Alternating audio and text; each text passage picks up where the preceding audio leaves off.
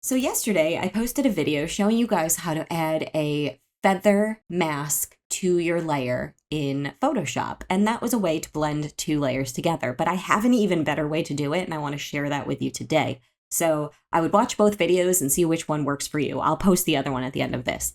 But here we have composited images. There are three above him. They're all separate. And then there's the one with the man sleeping, and that has an off-white background. And you'll see that this book has an off-white background as well, but they're not blending together because the whites are not the same.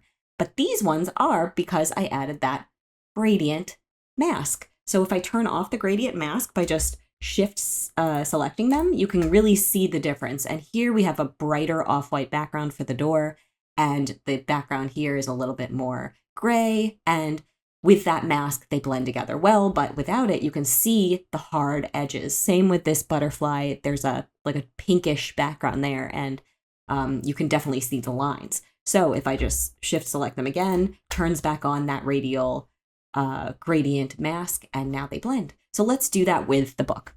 Okay, so I have my book selected, my book layer, and I'm going to add the mask by just selecting the mask icon at the bottom. And that created a white mask, which is fully transparent. Anything in white you can see through. With a mask, anything in black you can't see through. And then anything in gray will be semi-transparent. So right now we have full transparency on this mask. We need to create a radial gradient to create kind of a circular mix and have these two blend together. So what I need to do is have my mask selected and go to my gradient tool on my sidebar here.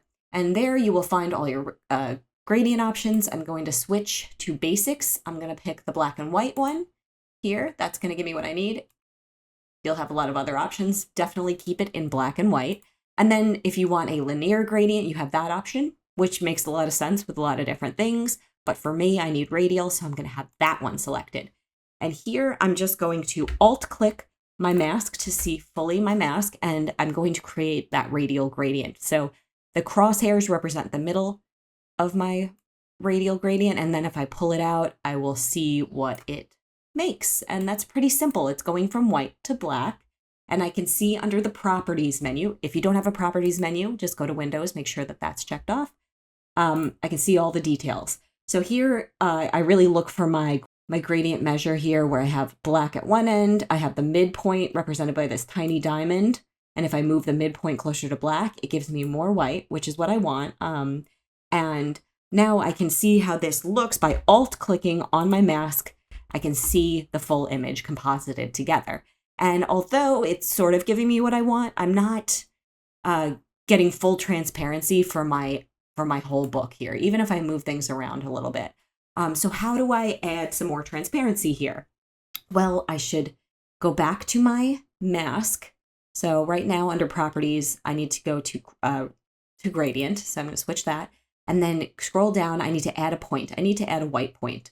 Or I could just move this white point a little bit out. So either or, I could add another white, or I could just move this white. And midpoint. Ooh, I added a white point. Okay, that works. I'm always accidentally adding points to my gradients for some reason. And if I do, I'll just blend it a little. The point is I'm trying to add a lot of white so that I can see completely up until the edge here. That works. These little diamonds are midpoints. I constantly am adding. If you add a point by accident, just push delete with it highlighted in blue, and that will get rid of it. And I can move it around to kind of see how that is blending. And right now it's looking really good to me. Although I can still kind of see the lines. So what I'm going to do is make my oval a bit smaller here. Wider. I can reshape it. I can see if I move it in, I'm starting to see that cloudiness on the edges, which kind of works for me, but the best way to clear that up is moving these midpoints around. And now let's see how it looks with another layer selected. Ah, that is blending in really, really well. I mean, I could adjust things a little more, but I think this looks good.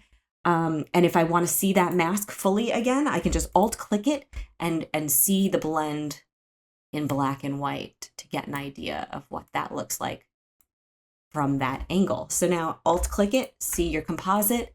Everything is looking really good. I'm happy with this result. So this is a way to blend things together with more control than just using a feather mask on the layer. I like it. I hope that you guys found this helpful. I have a lot of other videos like this one in my playlist for Photoshop, so check that out and just give me a like if you found this helpful. Thanks for watching.